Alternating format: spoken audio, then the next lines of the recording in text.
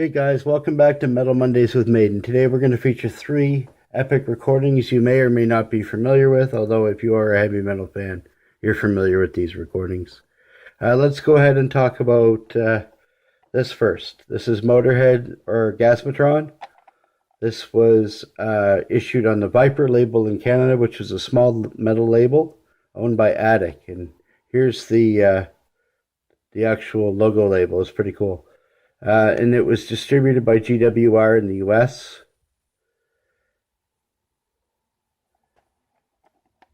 This came out in July 1986 and was also made at Master Rock Studios in London and was the first album with the GWR label. This also features the first time Motörhead was a four-piece lineup, which included two guitarists, Wizzo Campbell and Wurzel Bertson. It was also the only full recording of Motörhead featuring Pete Gill, who came from the Glitter Band and Saxon. Pete Gill toured and played with Motörhead from 84 to 87 and contributed to the No Remorse compilation as well as the Birthday Party recording. Motörhead has always been cited as a key influence in the thrash metal scene, going back many years. Some even going as far as to say Metalhead united the headbangers and the punk rockers. And I would tend to agree with that. Although the album wasn't much of a commercial success, some of the album's material remained in the live set with Motörhead for many years. Like Dr. Rock opened a lot of live shows, Built for Speed, Death Forever, Nothing Up My Sleeve, Mean Machine. These all were on the Motörhead live set list for many years. So this is a black recording made in Canada on the Viper label. Again, Viper was owned by Attic and was exclusively distributing thrash, punk, and metal records, including bands like Razor and Sacrifice. Actually, no, Sacrifice wasn't on Viper, but Razor was. So this is the Motörhead or Gasmatron recording. The album was actually was supposed to be named something else. It was supposed to be named Riding with the Driver, and hence the train cover. Lemmy was obsessed with trains and was collecting HO scale trains at the time and wanted a train cover. So that was made by Joe Pedigno, and they asked him to add horns and the snaggletooth on top of a train, which I think is some of the best cover art released during that time. So that's Motörhead's Orgasmatron. Great record. Built for Speed's one of my favorite Motörhead songs. And what can you say? Dr. Rock. So this record here is from Megadeth. This was released on September 24th, 1990 on Capitol. It was recorded between 89 and 1990 at Rumbo Recorders Studio in Canegua Park, California. The album was produced by Dave Mustaine and Mike Klink. This was really one of the first recordings that Dave Mustaine got behind the soundboard and actually did some of the production of this, and then that pattern would follow for the rest of the Megadeth recordings. This record here has some of the most epic songs of the Megadeth catalog and featured the classic lineup of Nick Menza and Marty Freeman, Dave Mustaine, and David Ellefson. It was known as the most stable lineup and also known as the classic lineup. So songs like Hangar 18, Holy War's Punishment Due, Five Magics, Poison is the Curse, Tornado of Souls. This album is probably the best, in my opinion, thrash metal album that was ever made. And I'm not the only one. Decibel and Kerrang! Magazine names it as one of the best thrash metal records of all time. It is also listed as the 1001 albums you must hear before you die. So the tracks Holy War's Punishment Due was about the Troubles in Ireland, so the conflict in Ireland. Hangar 18 is about aliens in Area 51. And these are both staples in the Megadeth live set. And the guitar solo on Tornado of Souls from Marty Freeman is considered one of the greatest guitar solos of heavy metal music.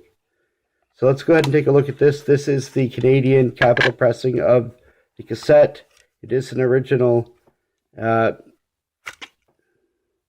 does have a gatefold, so let's look at the gatefold quick.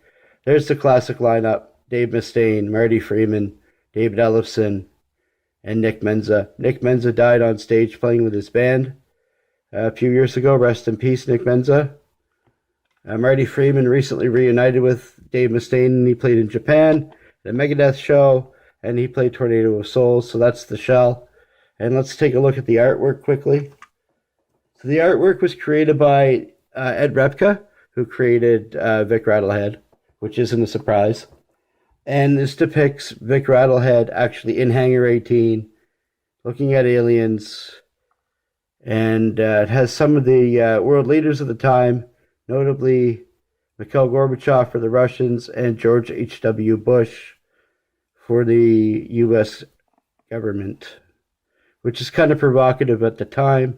It is a great cover art, and it's a great record. It's one of my favorites. Tornado of Souls is a killer song, and Holy Wars is one of my favorite songs from Megadeth.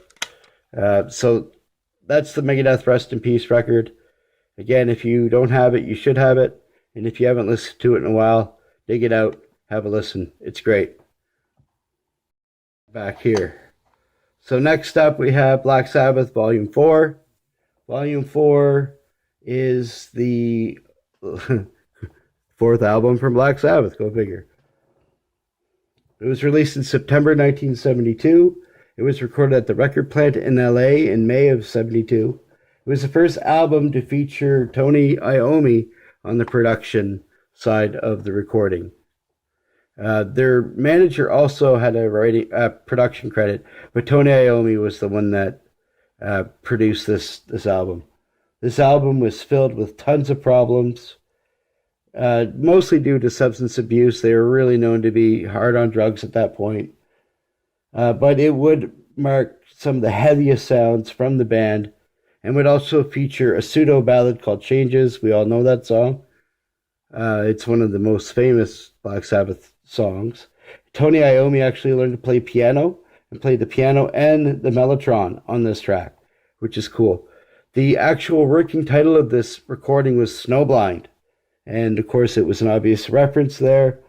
And Snowblind is one of the key tracks on this album, but Vertigo Records was reluctant to release this with that title because of the obvious reference to other things. I won't say it on camera, but we all know. So come on, focus. We'll go over some of the tracks here. Or maybe it won't focus because there's too much. Maybe it'll focus here. There, that's better. This had Wheels of Confusion, which is a great song. Tomorrow's Dream, heavy, heavy, heavy song. Changes, of course. FX, Supernaut. Snowblind, the original self-titled track of the record. Cornucopia, Lugana Sunrise is a really cool song. St. Vitus Dance and Under the Sun. This is a Canadian later pressing of this cassette. It's not an original cassette, obviously, because it has the clear shell. Clear shell cassettes were made in the late 90s. And the black shells were made in the late 80s. The white shell cassettes were made in the 80s, along with gray shell variants. So that brings us up to this, which is the album, the vinyl of Volume 4. I just wanted to show you the contrast. On the original recording in the UK, this was the album cover, which features Ozzy giving the peace sign from the Birmingham show in 72 and a white monochrome logo. And the American and Canadian versions of the record had this as the cover and features Ozzy with an orange monochrome image and different cover work on the inside. The original cover art for this had a paper inside with pictures of the Birmingham concert.